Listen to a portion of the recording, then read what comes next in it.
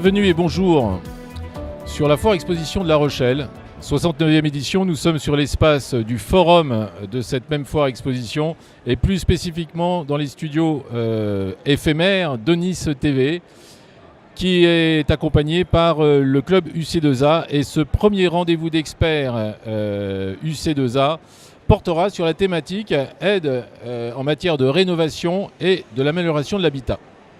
Alors pour répondre à ces thématiques, j'ai fait appel à 4 intervenants ayant la capacité de pouvoir nous éclairer un petit peu on va parler aides, quelles sont les aides, mais également d'avoir des retours d'expérience parce que ça nous apparaît important de la part des professionnels, même si ces aides sont adressées aux particuliers, les professionnels, eh bien, quel est leur rôle en matière d'aide. Donc on aura l'occasion d'avoir dans ce tour de table, et je vais commencer par la dame Florence Suzigan, directrice de l'ADIL 17. On verra tout de suite après ce que veut dire ADIL 17 et à quoi ça sert. Aurélien Pichicouto, conseiller énergie à l'espace Info Énergie de la CDA de La Rochelle. J'espère que je n'ai pas fait de faute à votre nom. Non, c'est parfait. Voilà, donc la consonance italienne ou corse m'obligeait à mettre les deux C avec un che. La présence également de Franck Privé d'ADN 79, diagnostiqueur, et également quel est le retour d'expérience qu'il peut faire dans ses aides par rapport à tout ce qu'il peut rencontrer. Et il fait partie également d'un collectif dédié au métier du bâtiment et des travaux publics. Et puis pour parfaire ce tour de table, eh bien, le vice-président de l'UC2A, Jean-Philippe Legrand, mais au-delà de ce statut de cette association, Jean-Philippe Legrand, directeur des menuiseries Robin à Maran. Donc là, on parlera profession parce qu'effectivement, là, on est dans l'aspect construction et on verra un petit peu quelles sont toutes les aides, labels, accompagnements que vous pouvez proposer à vos clients en qualité de fournisseurs de prestations de services. Alors pour démarrer, je vais commencer à m'adresser à Florence Suzigan. Qu'est-ce que ça veut dire ADIL? Alors juste un petit tour de table rapide, me présenter un petit peu vos structures. L'ADIL, c'est quoi et ça sert à quoi, Florence? Alors l'ADIL, c'est l'Agence départementale d'information sur le logement. Il y a une ADIL dans quasiment chaque département. Nous sommes un service public qui donne de l'information juridique, financière et fiscale donc aux particuliers, aux professionnels aussi, aux collectivités. C'est un service gratuit et neutre. On est présent à La Rochelle et on a des permanences dans tout le département. Et on a un site internet aussi sur lequel on peut avoir pas mal d'informations, adil17.org. On a l'occasion de revenir justement sur vos sites pour aller chercher le reste des informations parce qu'on n'aura pas le temps de balayer en quelques 30 minutes l'ensemble des éléments et on reviendra effectivement sur vos adresses. Nice TV aura l'occasion de pouvoir donner ces informations également. Aurélien, alors, conseiller énergie, espace info énergie, qu'est-ce qu'il y a derrière ça? Alors le réseau des espaces info énergie a été créé en fait par l'ADEME il y a une dizaine d'années, un petit peu plus maintenant. Et l'objectif, c'est de proposer aux particuliers un accompagnement tout au long d'un projet de rénovation ou de construction. Donc à la fois sur le montage financier, mais aussi, et c'est plutôt le cœur de métier des conseillers de manière générale, sur les points techniques, c'est-à-dire quel type de matériaux, comment gérer des problèmes d'humidité quand on va isoler, quels moyens de chauffage, et faire un petit peu de montage financier pour voir finalement quelle solution va être la plus pertinente. Alors moi je travaille personnellement à l'Agglo de La Rochelle qui porte un espace info énergie, mais normalement il y a un espace info énergie à moins de 30 km de chez tout le monde en France. C'est-à-dire qu'il y en a un à Rochefort, un à Royan, un à Oléron, un à Saintes. Et pas forcément hébergé dans une CDA. C'est soit des collectivités, soit des associations qui vont héberger les espaces info. Jean-Philippe, je parlais des menuiseries Robin. Quelle est ton implication justement dans ces... Et on va commencer par toi. Quelles sont tes implications en matière d'aide à la rénovation? Alors on peut présupposer effectivement que de par ton enseigne, de par ton métier, tu réalises des travaux. Aujourd'hui, est-ce que c'est quelque chose, et je me permettrai de te laisser répondre déjà, nous expliquer ce qu'est la menuiserie urbaine, mais en même temps d'en profiter pour expliquer un peu quel est le rapport que tu as avec tes clients en matière justement d'information énergie. Alors oui, merci Stéphane. Alors effectivement, lorsqu'on s'est rencontrés il y a quelques mois, j'ai voulu, à travers cette foire éphémère, créer justement cette table ronde qui pour moi est une table ronde importante parce qu'on s'aperçoit que lorsqu'on rencontre des clients, souvent ils sont un petit peu dans l'expectative. Donc mon rôle en tout cas est essayer de leur donner les premières informations et ensuite les envoyer vers les spécialistes qui vont pouvoir répondre réellement à leurs demandes. Alors effectivement, la menuiserie Robin, qui est une entreprise qui est basée donc sur Maran, et RGE, donc a passé son label RGE, Calibat. RGE reconnu Grenelle de l'environnement. Garant de l'environnement. Voilà, c'est ça, ou garant de l'environnement. Et effectivement, ça a changé de nom. Nous sommes effectivement aptes à répondre et être titulaires de marché pour avoir les fameuses aides à l'amélioration de l'habitat. Alors effectivement, on sait où aller en termes de coefficient thermique, en termes de produits utilisables en fonction des besoins. Et après, on essaie d'aiguiller nos clients vers des spécialistes pour monter les dossiers financiers. Alors je vais laisser la parole à Franck Privé d'ADN 79, simplement pour me préciser un peu plus ce que fait ADN 79. Alors on imagine du diagnostic, mais il y a peut-être autre chose. Oui, merci Stéphane. Alors effectivement, je suis Franck Privé, je représente la société ADN, agence de diagnostic. On est présent sur le 79 et sur le 17. Et alors en fait, nous, quand on intervient, on est soit à la demande d'un propriétaire vendeur, auquel cas nos rapports vont s'adresser lors de l'Atlantique à des acquéreurs et donc des gens qui sont susceptibles de faire des travaux à moyen ou court terme. Et puis on s'adresse aussi aux propriétaires bailleurs qui, lors des DPE nécessaires à un bail locatif conforme, vont nous demander quelles sont les solutions à envisager pour que ce soit à la fois rentable pour eux en termes de rapport sur investissement, savoir s'il y a des aides et puis qu'est-ce qui sera le plus bénéfique à meilleur investissement pour leurs locataires. Voilà. Eh bien maintenant qu'on a vraiment qualifié votre raison et ce que vous faites, je vais commencer par la première question de cette table ronde. Aujourd'hui, on parle des aides. Qu'est-ce qu'il existe en matière d'aide ? Peut-être plus Aurélien pourra répondre dans un premier temps, épaulé par Florence. Je sais pas, comme tu veux, tu peux commencer. Quelles sont les différentes aides ? Aujourd'hui, je suis oui. particulier. Voilà. Alors, est-ce que c'est des aides uniquement énergétiques ? Est-ce que c'est des aides à la construction ? Voilà. Alors la priorité, effectivement, c'est des aides énergétiques dans la mesure où c'est la priorité de l'ANA, donc les services de l'État. C'est la lutte contre le réchauffement climatique. Donc ça va être une des priorités avec les aides aux travaux d'adaptation pour les personnes à mobilité réduite et aussi la lutte contre l'habitat indigne, parce qu'en matière locative, on a aussi de l'habitat indigne. Mais en tout cas, oui, effectivement, les aides à la rénovation énergétique, c'est une grande priorité. Alors, j'ai commencé à parler de l'ANA.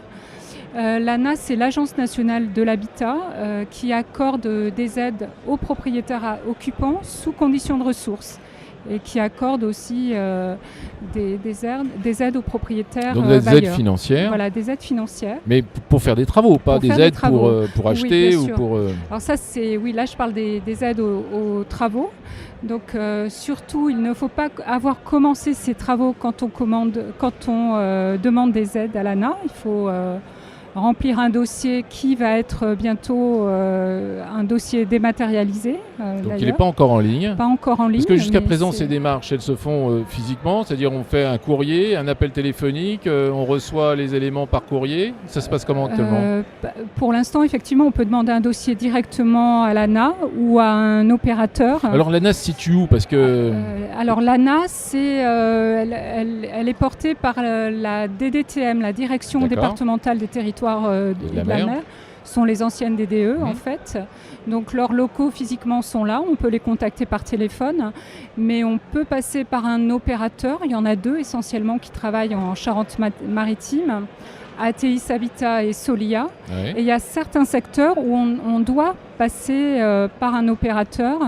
Ça va être notamment le secteur de l'île d'Oléron ou de Rochefort, qui a passé une convention avec l'État, qui a un programme spécifique. D'accord. Et là, on doit passer par l'opérateur Solia. D'accord. Et j'en profite aussi, puisqu'on parle d'opérateur, il y a aussi le département qui a passé une convention avec l'ANA.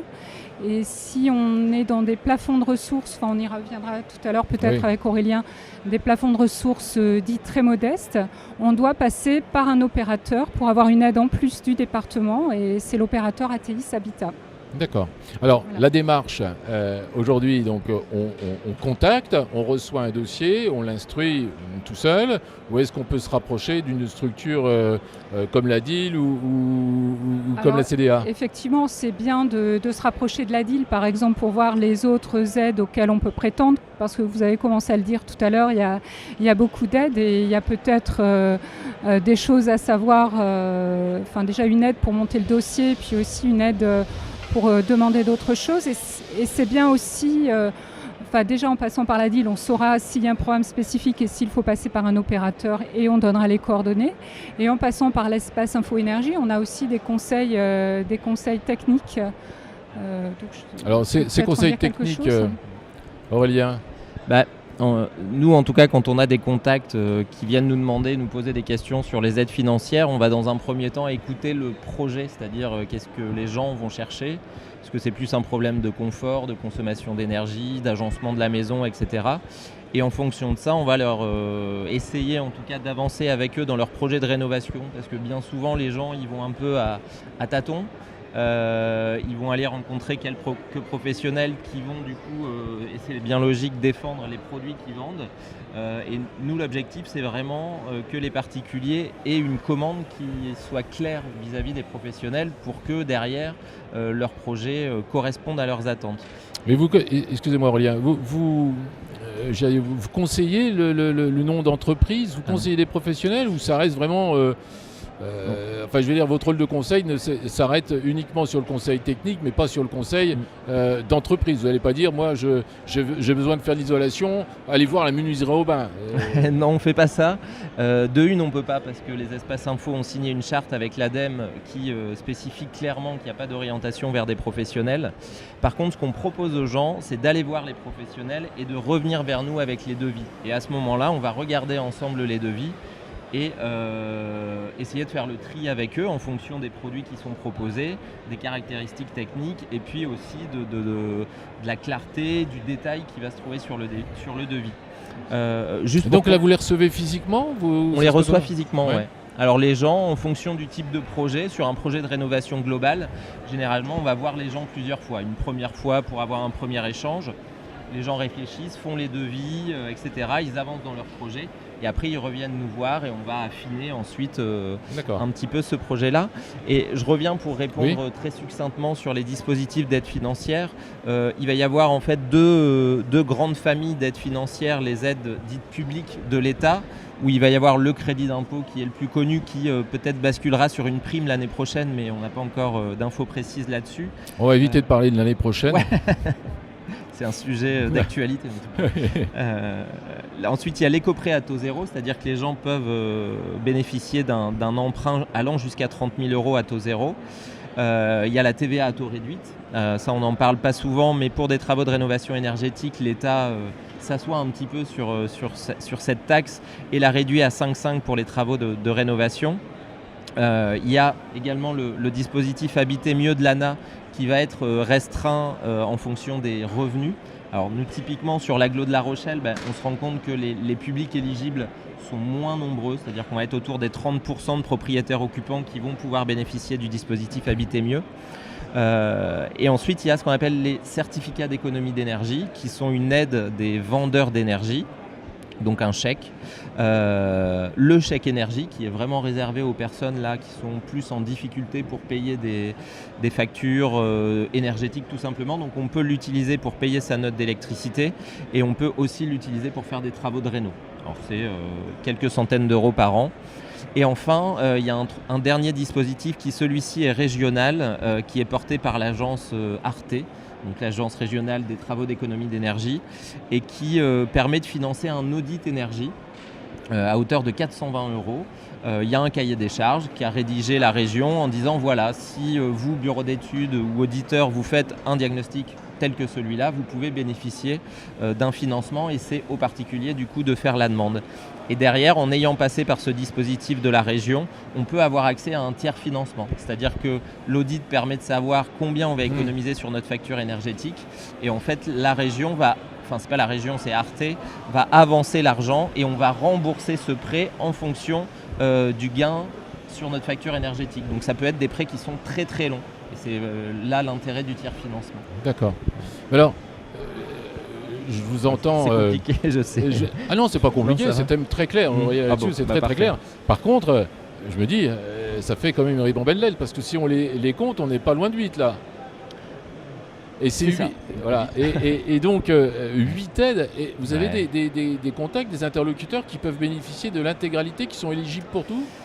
Ou c'est justement un éventail qui va permettre de pouvoir toucher le plus grand nombre ? En gros, pour simplifier, par rapport au profil des gens que nous on rencontre, on va avoir ceux qui sont au-dessus des plafonds ANA. Alors dans ce cas-là, ils ont crédit d'impôt, certificat d'économie d'énergie, TVA. Toutes les aides se cumulent. Ma question, c'était tout se cumule en fait. Non, tout ne se cumule pas. Si les gens passent par l'ANA, ils ne vont pas bénéficier des certificats d'économie d'énergie. D'accord. Voilà. À part ça, effectivement, tout se cumule. Tout se cumule. Ouais. Si on est éligible. Si on est éligible et voilà, pour pouvoir en bénéficier, par exemple sur le crédit d'impôt, on va être sur un taux par rapport aux dépenses. Il faut les justificatifs, mais aussi faire quand même des travaux qui sont conséquents. C'est-à-dire qu'on ne pourra pas atteindre les plafonds si, par exemple, je change ma cheminée ou je change un Velux sur le toit. Forcément, les aides vont être au prorata. Ils sont au prorata d'investissement en fait. Voilà. Pour un projet de rénovation globale... depuis tout à l'heure, j'entends parler de rénovation. On est uniquement sur la rénovation, pas sur la construction là. Là, on est sur la rénovation et on parle bien de résidence principale. Résidence principale, exactement. Important. Ouais. Et on parlait de crédit d'impôt aussi. Une chose qui n'est encore pas toujours su, c'est que quelqu'un qui n'est pas imposable a droit au crédit d'impôt. Oui. Donc là, c'est les impôts, bien sûr, qui vont rembourser le prorata correspondant. Mais c'est vrai qu'on se rend compte à la DIV que tout le monde ne sait toujours pas que le crédit d'impôt, ce n'est pas une déduction, déduction d'impôt. L'information sur ce sujet est effectivement toujours un peu complexe. Moi, j'avais une question un peu provoque pour Jean-Philippe, parce qu'on parle des aides, on parle des soutiens, de l'accompagnement, etc., en matière de rénovation, bien entendu. Moi, j'avais une question aux professionnels. Est-ce qu'aujourd'hui, un professionnel, entre guillemets, et n'y voit pas de mauvaise attention, je ne parle pas de la menuiserie Robin, est-ce qu'un professionnel lambda n'aurait pas tendance à gonfler un petit peu ses tarifs, ses prestations, parce que justement derrière il y a des aides, parce que derrière il y a des crédits d'impôt. Voilà, ma question c'est de dire est-ce que vraiment les professionnels dans leur ensemble jouent le jeu? Alors je sais bien que tu n'es pas un représentant d'un syndicat professionnel ou autre, mais en termes de démarche, moi c'est des choses que j'ai pu lire, des professionnels qui ont limite entre deux professionnels pour la même prestation, on a des différences de plus de 30%, quoi. Oui, alors tu sais ça, Stéphane, ça existe depuis la nuit des temps. Il y a des systèmes de vente, des enseignes qui vendent comme ça, mais c'est une méthode de vente. Lorsqu'on est sur des entreprises artisanales qui sont gérées entre guillemets entre bons pères de famille, on se fait tous concurrence les uns les autres. Donc on ne va pas augmenter nos prix pour essayer de faire passer quelque chose au niveau des aides. je trouve ça complètement ahurissant de penser ça. On est des entreprises normales, on a besoin de faire tourner nos entités juridiques et on ne peut pas se permettre de faire n'importe quoi non plus, quoi. Il faut être réaliste, quoi. On est sur l'artisanat. L'artisanat, on a un prix, un prix à peu près linéaire en fonction des chantiers. Et après, il faut faire très attention parce que lorsqu'on est sur la rénovation, il faut faire très attention au niveau du prix. Parce qu'un prix, je prends le truc qui est bête, mais on change une fenêtre. Une fenêtre, ça vaut 700 €. Mais qu'est-ce que ça engendre comme travaux à côté? Parce que ça, on l'oublie vite. Lorsqu'on est sur une fenêtre qu'on pose en neuf, on va mettre 1 heure, 1 heure et demie à la poser. Lorsqu'on est sur de la rénovation, qu'il faut démonter la première fenêtre, reprendre les tableaux, refaire les appuis pour faire les étanchéités, on est à 4h30, 5 heures par la fenêtre. Donc on n'est pas du tout sur les mêmes temps d'intervention. Donc forcément, lorsqu'on est en rénovation, on a des prix qui sont plus élevés que lorsqu'on est sur du neuf. Mais il faut pas. Moi, je pense pas qu'aujourd'hui, il y a beaucoup d'enseignes qui s'amusent à trafiquer leurs prix par rapport aux aides. Moi, j'y crois pas trop. C'était ce que j'ai pu lire. Mais merci de cette réponse très claire. Toujours pareil, on voit apparaître partout l'isolation à 1 €. Et puis en fin de compte, on s'aperçoit que pour avoir une isolation ou son isolation de sa rénovation à 1 €, il faut, à mon avis, bénéficier de toutes les aides qu'Aurélien nous a expliquées, parce qu'autrement, c'est pas vrai. Alors là, après je vais laisser les laisser parler, mais là on est purement sur de la communication de certaines entreprises. Là on parle d'enseignes un peu différentes. C'est de l'entreprise. Moi mais là on est vraiment sur institutionnel quand même. On est sur de la communication pure. Lorsqu'on affiche 1 € ou lorsqu'on offre la TVA ou c'est ce genre de choses qu'on voit sur des 4x3 régulièrement. C'est de la communication, c'est rien d'autre. Mais là je vais laisser parler les gens qui ont l'habitude de ça pour voilà. La particularité, c'est que cette année, en fait, au niveau des certificats d'économie d'énergie, ce qu'on n'a pas dit, c'est que ça a été initialement voté au moment du premier Grenelle de l'environnement. Et l'objectif, c'est que les entreprises qui génèrent des consommations d'énergie, en fait, doivent participer à l'effort des particuliers qui font des travaux. Et donc, ils rachètent en ça ce qu'on appelle un certificat d'économie d'énergie. Et tous les 3 ans, en fait, il va y avoir des axes qui sont pointés du doigt via ces C2E. Ça a été à une époque les ampoules, donc on a entendu parler, vous en kit d'ampoule LED à 1 €. Et en fait, depuis cette année, c'est l'isolation de la toiture. Alors quand on appelle effectivement ces entreprises qui vendent une isolation à 1 €, déjà on se rend compte que ça marche uniquement pour des combles perdus. C'est-à-dire que ça va être des entreprises qui vont faire ça, ils vont faire du démarchage, ils vont en venir faire 10 dans la même rue. Et là, effectivement, on va tomber sur des coûts en dessous des 10 € et les certificats d'économie d'énergie permettent de rembourser finalement cet investissement-là. Mais ces aides, c'est l'entreprise qui les accompagne, qui les conseille, ou c'est toujours le client propriétaire qui doit faire les démarches? Alors, les entreprises peuvent conventionner avec des acheteurs de certificats d'économie d'énergie, et auquel cas, le particulier n'a pas du tout à faire d'avance de trésorerie. Les opérateurs que Florence nous expliquait tout à l'heure? Non, des entreprises. Des entreprises. Non, les entreprises qui rachètent les C2E. D'accord, excusez-moi. D'accord. Donc conventionnent avec des pros. D'accord. Sur ce sujet, Florence, est-ce que vous avez des dossiers dans vos accompagnements où vous avez effectivement souvent des inquiétudes quant à la réalisation, la qualité de la réalisation, ou est-ce que systématiquement, lorsqu'une entreprise est labellisée, c'est une garantie absolue?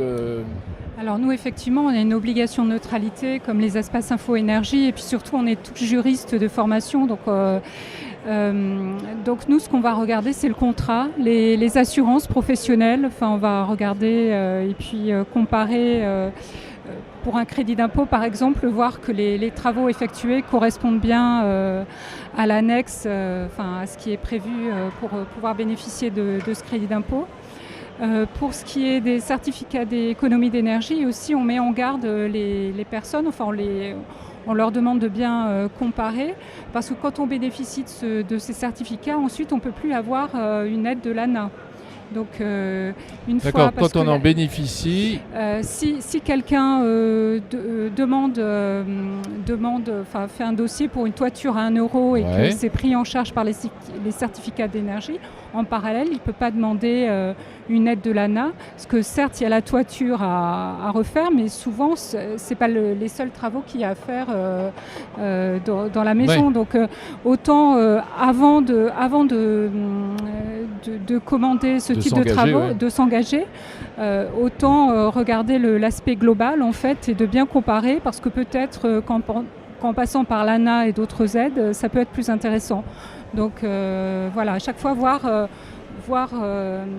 ne pas se précipiter, quoi. Vraiment Aurélien voir Ouais. l'espace info-énergie Ouais. aussi, ça on oriente. Je rajoute un truc du oui. coup sur le choix de l'entreprise et la qualité et les labels RGE. Aujourd'hui, mais du coup vous pouvez me corriger si je dis une bêtise, la formation RGE c'est entre 2 et 4 jours en fonction de la spécialité. Donc c'est pas ce qui va révolutionner le travail d'un artisan. C'est-à-dire que s'il bossait bien avant, il bossera bien après. Par contre, s'il bossait moyennement bien avant, ça va peut-être lui donner des pistes, mais l'objectif de cette formation RGE, c'est plutôt de faire en sorte que les artisans aient une vision plus globale du projet de rénovation. C'est ça, hein. Et Franck, du coup, sur le- ce qui veut dire... je vais juste rebondir sur quelque chose qui a été dit avant, Florence. Franck, par rapport à ton tour d'expérience, parce que toi, tu as le regard par le diagnostic sur sur les transactions. Alors, je vais prendre l'exemple le plus simple, la transaction immobilière. Un acheteur, un vendeur, tu es interpellé pour faire le diagnostic. Est-ce que toi, tu rencontres des acheteurs oui, surtout les acheteurs sur les deux, qui sont dans cette démarche? Est-ce que ton rôle, c'est peut-être aussi d'apporter, est-ce qu'on te pose ce type de questions? Qu'est-ce que j'ai le droit? Est-ce que vous avez entendu parler? Voilà, un petit peu ton retour d'expérience et qu'est-ce que tu peux constater aujourd'hui?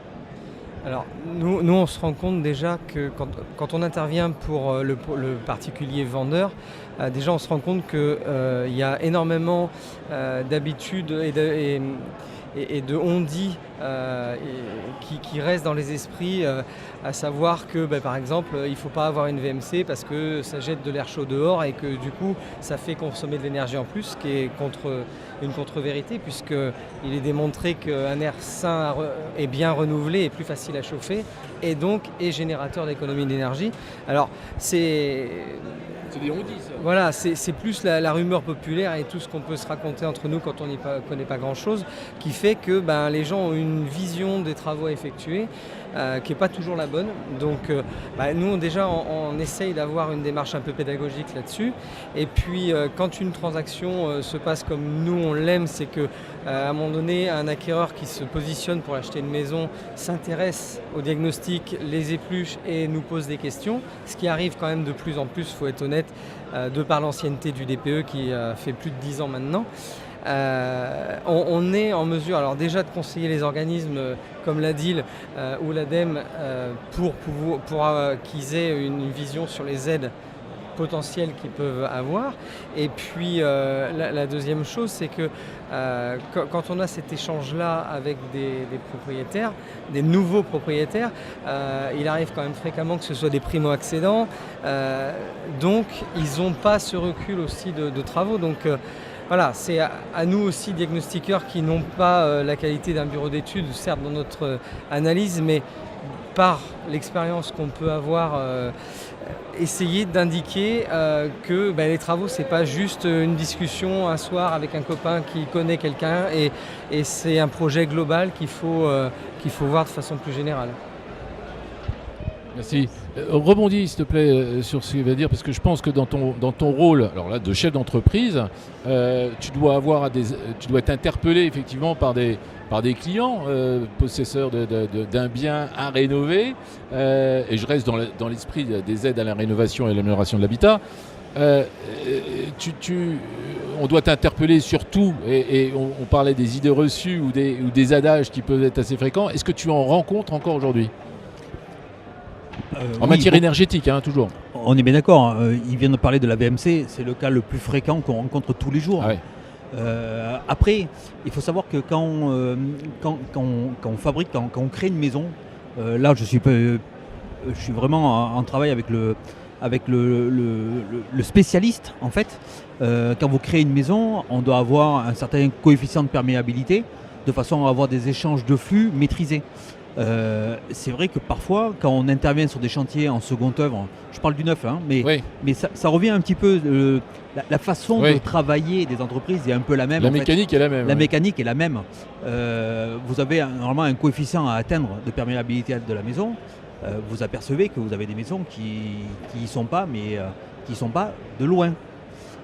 Parce qu'à un moment donné, l'étude de réalisation, de mise en œuvre des produits n'a pas été effectuée comme elle aurait dû l'être faite. Ça, c'est quelque chose qu'on voit malgré tout. Alors, on arrive à trouver des solutions pour y arriver, mais les gens y passent beaucoup plus de temps que prévu. Ça, c'est hyper important. Et je pense que l'expérience des entreprises, et quand on parle d'entreprise, on parle du savoir-faire des compagnons des entreprises. Ces compagnons-là, la première fois, peut-être qu'ils vont faire des petites erreurs ou on leur aura peut-être pas bien dit comment faire techniquement un point bien précis. La seconde fois, ils ne feront pas l'erreur de fois. Parce que si le diagnostiqueur qui vient contrôler s'aperçoit qu'il y a une fuite à ce niveau-là, il n'est pas là pour nous mettre des bâtons dans les roues. Il est là pour nous expliquer la problématique. Et en fait, ils font ça très très bien. Ils expliquent pourquoi il y a une fuite à cet endroit. On répare la fuite.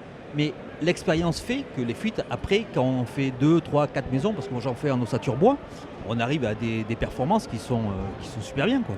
Et dans le cadre de ton activité, Jean-Philippe, vous faites des réunions, alors les réunions de chantier bien évidemment, mais est-ce qu'il y a des réunions extra, j'allais dire chantier, alors je pense à l'UC2A, où bon nombre d'acteurs du bâtiment, l'artisanat, etc. sont présents. Est-ce que vous avez des thématiques sur lesquelles vous vous rencontrez justement pour débattre sur ces thèmes, ou ce thème en tout cas? Au moins une fois par an, non, j'exagère. On va avoir des thématiques fortes soit sur la technique, soit sur le juridique, au niveau de l'association UC2A, parce qu'on est là au niveau de l'association UC2A, pour essayer effectivement que tous nos membres trouvent un intérêt dans ces animations que l'on crée, pour qu'ils puissent tous s'améliorer et aller et tirer leurs équipes vers le haut. Parce qu'à partir du moment où on a la connaissance d'un point précis, on peut tirer ces équipes vers le haut. Si vous n'avez pas la connaissance, et c'est pas ce qu'on disait tout à l'heure avec le RGE, c'est 2 fois 3 jours, ou c'est 3 jours en tout. C'est ça. C'est 3 jours en tout. C'est pas avec ça qu'on devient bon. Ouais. C'est l'expérience, la rencontre de personnes extérieures à nos entreprises, à nos groupes. Notre regard, l'ouverture, etc. Regard qui fait que on s'améliore et de plus en plus, et plus on en fait, et meilleur on est quelque part. Je voudrais revenir sur les aides. On parle toujours les aides des fournisseurs d'énergie, parce que là on a évoqué les aides d'accompagnement, etc. Mais les fournisseurs d'énergie aujourd'hui sont vecteurs et éléments importants en matière d'aide. Là, vous parlez du Est-ce qu'on arrive à les identifier? On était sur la foire exposition, on voit quelques artisans prestataires en matière d'énergie, évidemment. Et on voit aussi des fournisseurs d'énergie, je pense à Primagaz, etc., donc, qui proposent des aides d'installation. C'est des choses sur lesquelles ils sont aidés par les fournisseurs, mais il n'y a pas d'aide d'État, de l'ADEME sur ce sujet. Là, Florence, encore le certificat d'économie d'énergie, il me semble. Donc en fait, ils achètent un droit à polluer. Enfin, c'est ça. D'accord. C'est le principe des opérateurs qu'on évoquait tout à l'heure. D'accord. Je voulais juste en profiter pour dire qu'on parlait des aides à l'amélioration de l'habitat. Il faut penser aussi aux personnes qui achètent un bien rénové, parce qu'on connaît les prix des biens à La Rochelle et dans les environs. Donc on a des jeunes ménages, par exemple primo-accédants, ce dont vous parliez tout à l'heure, qui vont acheter un bien rénové. Donc nous, on leur conseille vraiment de chiffrer les travaux et de prendre le temps de chiffrer les travaux et de tout prévoir au moment de l'achat. Voilà. Avant achat. Exactement, et que le prix soit compris aussi dans la clause suspensive d'obtention du prêt. Exactement, parce que nous, malheureusement, on les voit arriver à la DIL pour savoir s'il n'y a pas des aides. Et pour les prêts complémentaires, on a déjà atteint le maximum du taux d'endettement. Et puis, si on a eu un prêt à taux zéro, par exemple, on ne peut pas cumuler avec des aides de l'ANA.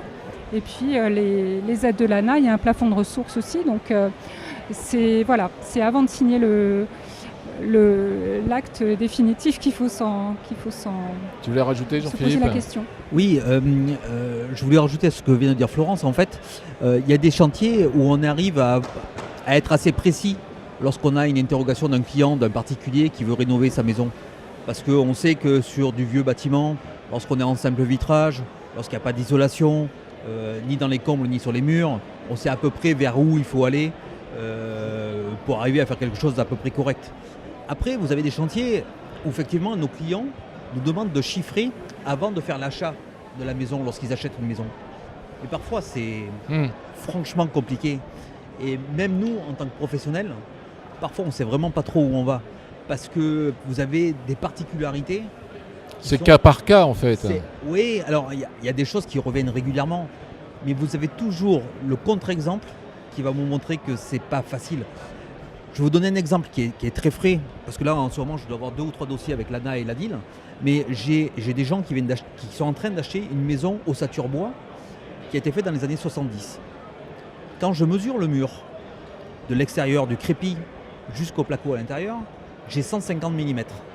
Excuse-moi, je n'entends pas. J'ai 150 mm d'épaisseur totale de paroi. J'ai à peu près 70 mm de la structure jusqu'à la paroi extérieure, c'est-à-dire jusqu'à la vêture, jusqu'à l'enduit. C'est-à-dire que ma paroi intérieure, la structure de la maison, elle doit faire à peu près entre 50 et 80 mm, placo compris. Je fais quoi là? Quand le client me demande un devis, j'ai pas de plan de la maison. Je ne sais pas comment elle a été faite. Je ne sais pas sur quel support je vais pouvoir reposer mon isolation. Parce qu'en fait, le but, c'est de venir faire une isolation par l'extérieur. Il y a plein de choses. Tant qu'on n'a pas ouvert, c'est difficile de faire un véritable diagnostic. Et puis les gens ne sont pas propriétaires. Oui. Vous ne pouvez pas lui dire, je vais vous faire un trou de 1 mètre par 1 mètre pour voir comment il construit la maison. C'est pas possible. Donc il y a parfois, on est vraiment pas très à l'aise vis-à-vis du client. Parce que les clients insistent, ils vous disent mais comment on fait? Je leur dis maintenant je ne sais pas comment c'est fait votre maison. Donc je vais faire telle hypothèse et je vais partir sur telle hypothèse. Après, on verra bien en fonction de ce qu'on va trouver. Mais parfois, voilà, vous avez des pièges. Et des pièges, c'est compliqué à gérer. On va rester dans le retour d'expérience, Franck.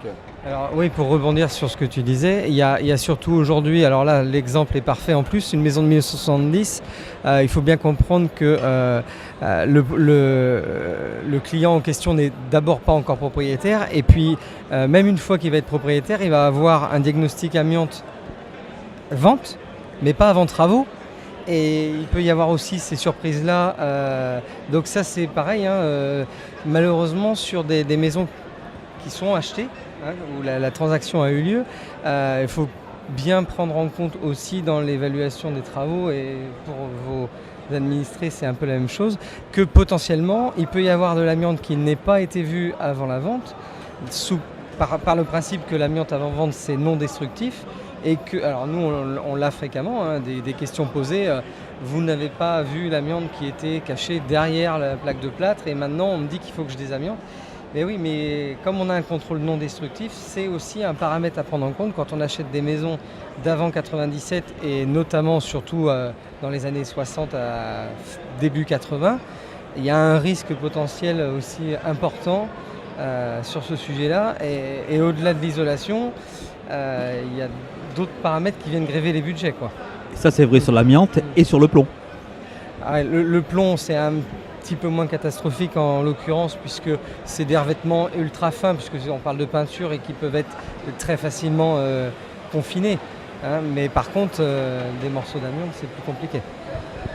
Donc si je retiens bien, la véritable aide qu'on pourrait bénéficier, ce serait effectivement de pouvoir permettre à des entreprises, que ce soit dans le parti du diagnostic, quant à la rénovation, qui puissent détruire le bâtiment avant l'acte d'achat final et de dire voilà, à partir de là, on serait vraiment... bon, d'accord, il pourrait y avoir des coquilles, mais franchement, quelque part, ça serait peut-être plus simple.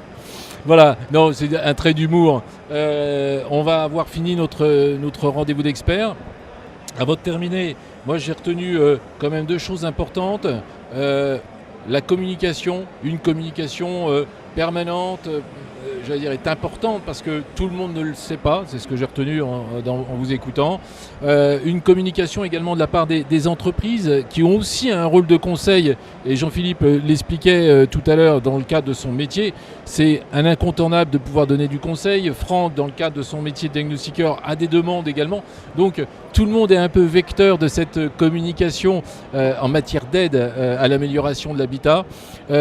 Malheureusement, tout le monde n'a pas forcément, entre guillemets, les caractéristiques lui permettant, et je pense peut-être à des qualifications, RGE ou autres, pour pouvoir permettre effectivement, et peut-être l'information des différentes structures que vous avez pu évoquer en amont, qui lui permettent de pouvoir ici donner cette information.